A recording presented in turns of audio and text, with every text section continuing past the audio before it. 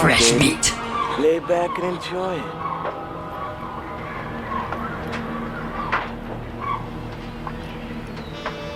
Think I'm in love.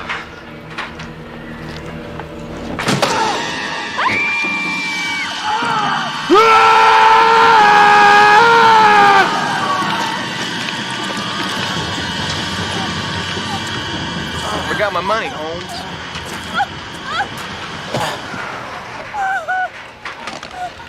Who the f*** are you?